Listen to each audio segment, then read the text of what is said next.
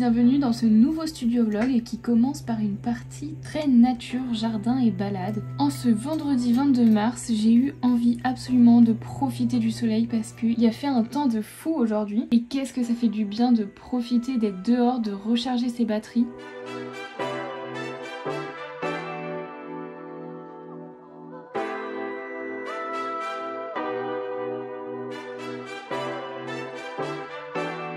Comme vous voyez dans ces images, je suis en train de jardiner et de désherber une partie du jardin qui avait été remplie vraiment par les mauvaises herbes. D'ailleurs, je jardine en bonne compagnie parce qu'il y a petite Madame Geisha qui est avec moi.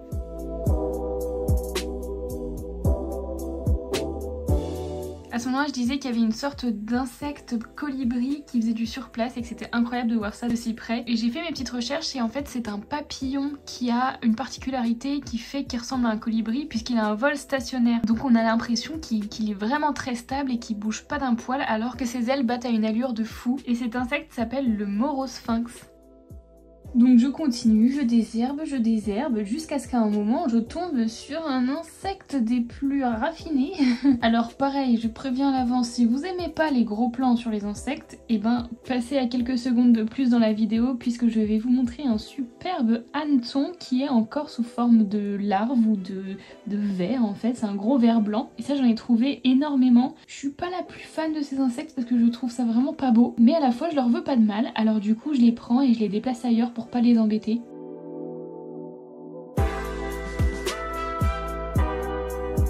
Et continuons dans les petites bêtes, là je trouve un sublime lombric, un bon ver de terre qui est notre ami au jardin. Et à ce moment précis je me demandais où est-ce que j'allais le poser pour pas l'embêter celui-là. Du coup j'ai décidé de le laisser tranquille dans un petit coin que j'avais déjà désherbé.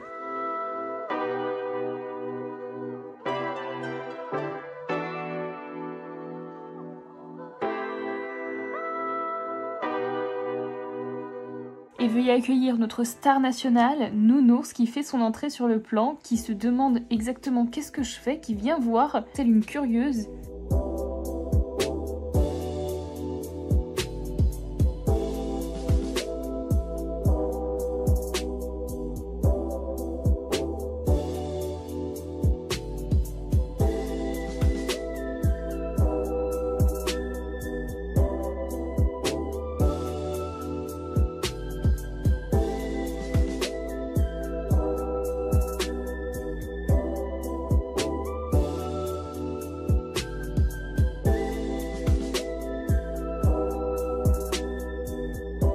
À ce moment-là, je vous montrais une petite fleur qui avait poussé dans les mauvaises herbes. Elle était très mignonne, mais vous voyez rien puisque c'est flou.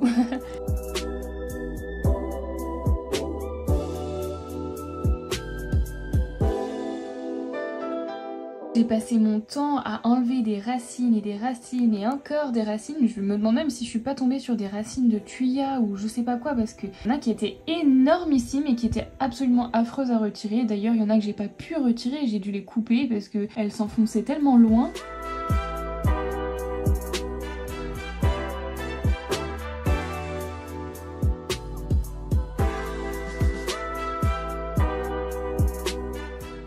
Ma petite partie de peau blanche là qui reflète bien le soleil. Je me suis fait le premier coup de soleil de l'année, voilà. Et donc le soir je me suis retrouvée avec un ovale rouge écarlate sur le dos.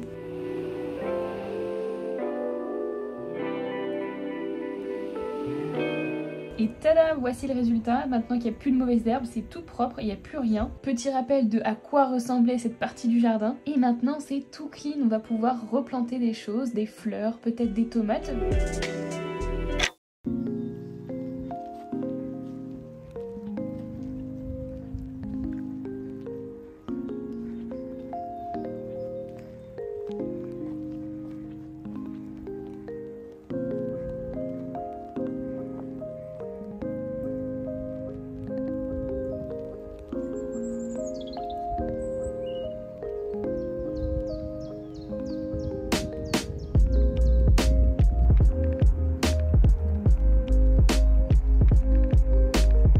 Bon, après s'être ressourcée dans la nature, parce qu'aujourd'hui il fallait absolument profiter du soleil parce qu'il fait extrêmement beau. Apparemment dans les prochains jours la température va baisser et il va pleuvoir, donc c'était vraiment la journée où il fallait profiter de l'extérieur. J'ai bien profité à fond entre le jardinage et la balade. Maintenant, on se remet au sérieux et j'ai envie de reprendre les tests pour le foil. Le papier que j'utilise pour les prints et les marque-pages ne fonctionne pas très bien avec le foil et la technique du laser. Et du coup, j'aimerais trouver des solutions. Je me dis que si ça adhère pas, c'est soit un problème au niveau de l'encre, peut-être qu'il n'y a pas assez de tonnerre, ou alors c'est un problème au niveau de la chaleur. Peut-être que ma plastifieuse ne convient pas parfaitement pour ce type de papier. Donc aujourd'hui, j'ai prévu de faire plusieurs tests. J'ai prévu déjà premièrement de bidouiller les réglages en fait de l'imprimante pour essayer qu'elle produise plus de tonnerre sur la feuille. Après, si ça ne marche pas, j'aimerais tester d'autres sources de chaleur que j'ai à la maison, voir ce que ça donne avec le fer à repasser. Pourquoi pas tester mon fer à lisser les cheveux? On sait jamais, peut-être que ça peut bien rendre. Et puis aussi j'ai pensé que peut-être qu'avec un heat gun ça pourrait marcher. Il me semble que ça s'appelle comme ça. C'est les pistolets à chaleur qu'on utilise quand on veut faire par exemple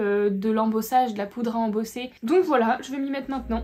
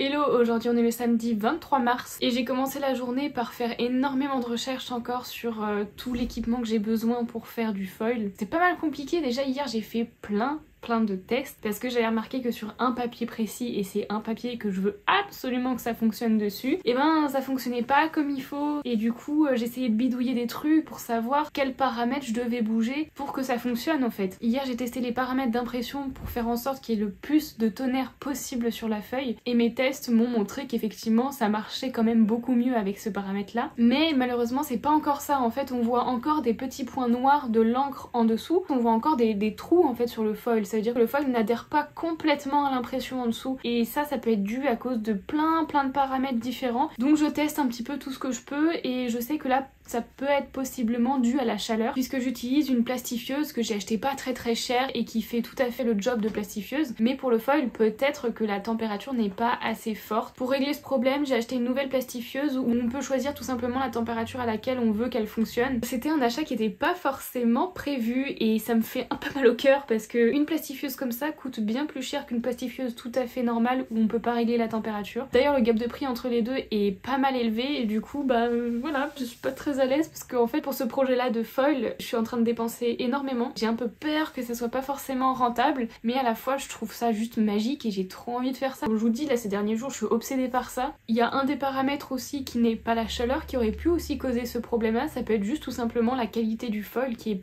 pas forcément génial. Pour ça j'ai tout simplement acheté des foils d'autres marques pour pouvoir les tester et savoir laquelle est la meilleure. Donc voilà ce que j'ai fait là jusqu'à maintenant. J'ai faim, il est 14h, je sais plus combien. Mais je regarde derrière parce qu'avant j'avais mon réveil derrière. Je n'ai plus mon réveil. Mon chat me l'a foutu par terre, il s'est cassé et du coup depuis j'ai plus de réveil. Mais il est 14h26, je n'ai pas encore mangé, j'ai extrêmement faim donc je vais me faire une pause manger. Et là je suis en train d'observer l'extérieur et il fait moche, je suis si triste. Hier on a eu une super journée comme je vous ai montré, j'ai jardiné, j'ai passé mon temps dehors et tout, j'ai trop profité du soleil. Alors que là aujourd'hui voilà, c'est le contre-coup, il fait moche, il fait gris, il pleut même un peu. Donc bref, voilà, c'est pas la folie. Mais c'est une bonne journée pour travailler au final. C'est bien, il faut des journées où il pleut comme ça on travaille et des journées où il fait beau comme ça on est dehors et on profite de l'extérieur. Enfin moi je vois ça comme ça.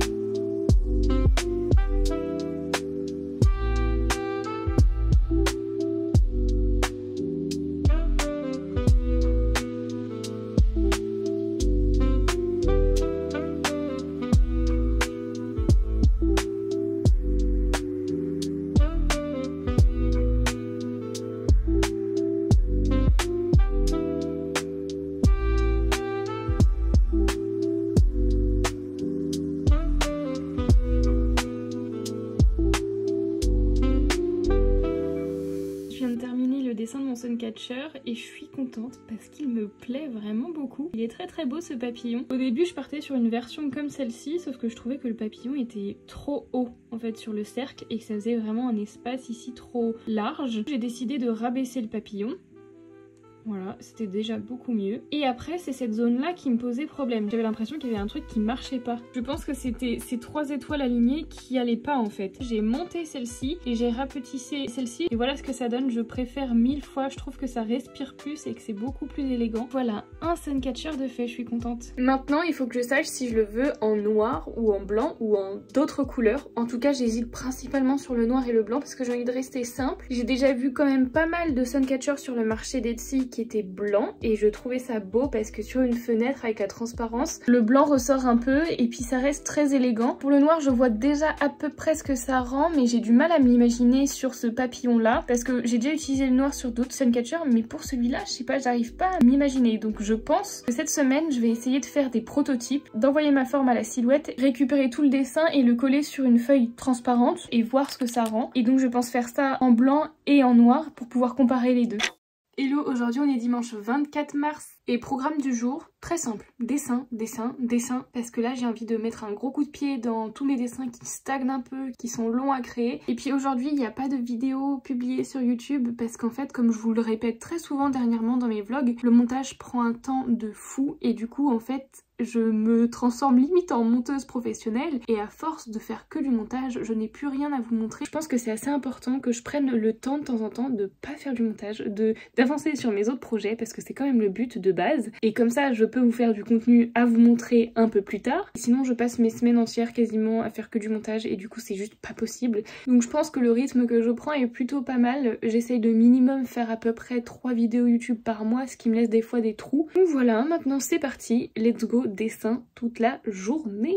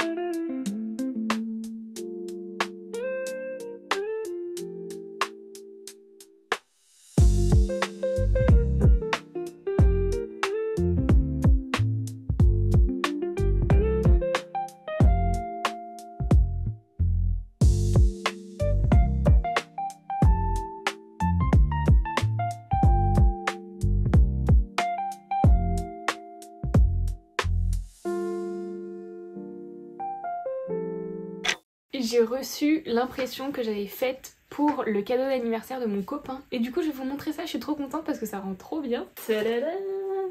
Il rend trop bien et il a vraiment cet aspect affiche poster un peu brillant et tout. Je pense que ça va vachement lui plaire. Quand je dessinais sur Procreate, j'ai volontairement mis une texture en dessous pour avoir une texture un peu papier, aquarelle avec du grain et je trouve que ça rend vachement bien. C'est très cool.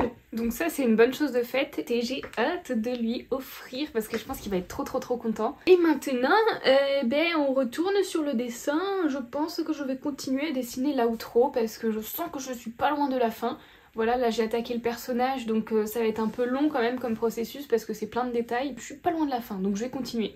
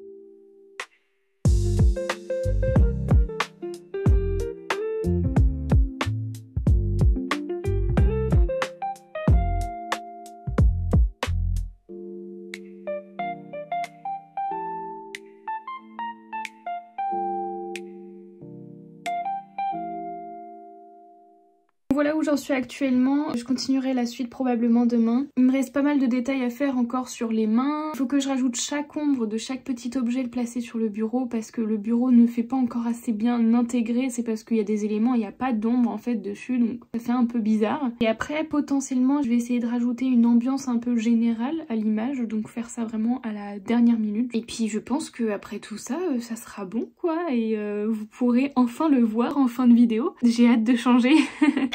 Hello, aujourd'hui on est le lundi 25 mars et là je vais me mettre au montage pour faire un reel que je publierai du coup ce soir puisque j'ai un peu changé de stratégie de reel vidéo machin pour un certain moment, puisque dans une autre vidéo je vous avais expliqué qu'il y avait eu un truc un peu étrange avec une de mes vidéos qui avait beaucoup mieux marché niveau statistique, en tout cas par rapport au nombre d'abonnés qui ont vu ma vidéo et par rapport au nombre de non-abonnés qui ont vu ma vidéo. Ça avait fait un changement énorme par rapport à d'habitude parce qu'en temps normal j'ai beaucoup plus d'abonnés qui regardent ma vidéo que de non abonnés et du coup c'est un peu moins intéressant que l'inverse puisque l'objectif c'est d'être visible par d'autres comptes, donc on veut toucher les non abonnés principalement. Suite à cette vidéo que j'avais publiée manuellement contrairement à d'habitude où je programme tous mes posts à l'avance, et ben je me suis dit peut-être que cette différence de statistiques peut se jouer sur le fait que j'ai publié manuellement et pas programmé, ou alors ça peut se jouer aussi également sur la musique. J'avais choisi une musique qui était tendance, donc il y avait la petite flèche comme ça sur Instagram, mais qui avait pas encore été énormément utilisée, et du coup je me dis que possiblement ça peut être cette musique là qui l'a un peu boosté. Et donc je vous avais dit que le mieux ça serait que je teste une période en fait où je publie que manuellement pour pouvoir comparer avec les périodes où je programme mes vidéos et voir si vraiment il y a une vraie différence ou si c'est juste un peu aléatoire. Et vous m'avez dit dans les commentaires que ça serait pas mal que je fasse ça, donc en ce moment je change un peu de stratégie de vidéo, enfin en tout cas pour poster les vidéos, et au lieu de tout faire à l'avance, je fais tout le jour même de la publication. Donc là je dois publier un reel ce soir, donc il faut que je le monte là aujourd'hui. Donc je vais commencer par faire ça, et puis pour pouvoir analyser tout ça je vais devoir relever certaines données de mes vidéos, et du coup pour les récupérer et les noter je pense que je vais me créer juste un petit calendrier sur Notion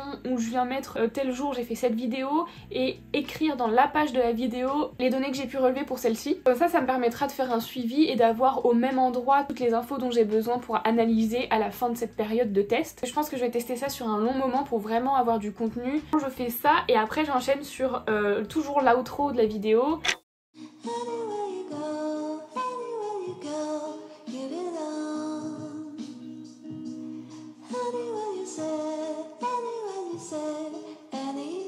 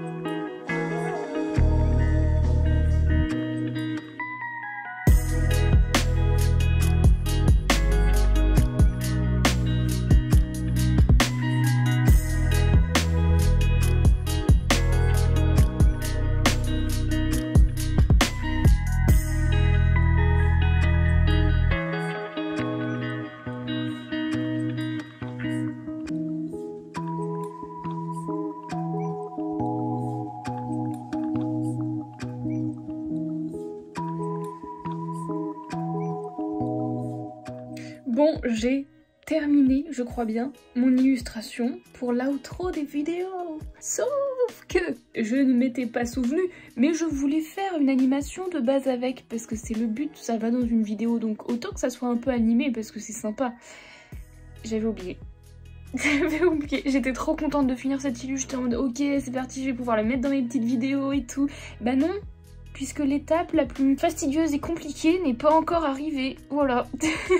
Non mais je pense que je vais faire un truc simple en fait, je pense déjà faire cligner les yeux de mon personnage, enfin de mon moi peint en fait, vu que c'est moi, mais bref, faire cligner mes yeux, ça sera déjà une bonne étape. J'aimerais que ça soit un truc super je sais pas, smooth et bien fait quoi. Et la deuxième étape, ce serait de faire peut-être bouger un peu la main avec le crayon en mode je dessine, je peins, tout ça. Et j'aimerais, pourquoi pas, alors ça je sais pas si je l'animerai, mais intégrer des images dans les écrans. Parce que j'ai 2 écrans en face de moi, j'ai l'écran de l'ordinateur et j'ai l'écran de mon iPad. Et j'aimerais intégrer un truc. Donc l'iPad probablement un dessin, l'ordinateur bah une vidéo. Je sais pas encore quoi, mais un truc. Et donc... Désolée, c'est pas clair. Je suis en train de me rendre compte que quand je parle, c'est pas clair du tout, mais je pense que vous avez compris le principe. Je veux animer mon dessin et faire des trucs simples, mais ça va me prendre encore un sacré moment, donc je pense qu'aujourd'hui ça sera pas fait. Enfin c'est sûr, aujourd'hui j'ai pas le temps, il est trop tard, donc je sais pas ce que je fais. Est-ce que je mets quand même mon outro qui est pas terminé, enfin genre mon outro sans animation à la fin de mes vidéos maintenant, parce que maintenant je peux changer mon outro, ou est-ce que j'attends que ça soit bien fini, qu'il y ait l'animation, et après je le mets dans les vidéos? Je pense que si je le mets maintenant, c'est fort probable que ça ne bouge plus, et que l'animation, pouf, ça passe à la trappe. Donc peut-être que le plus intelligent, ce serait de le garder un petit peu dans la poche, pour que je puisse finir mon truc jusqu'au bout, et vous le mettre en fin de vidéo. C'est la hello du montage, je suis venue maintenant vous dire que c'est la fin de ce vlog et merci beaucoup de l'avoir regardé jusqu'au bout. What if it's me looking down on me? The world above must also be. This could go on for infinity.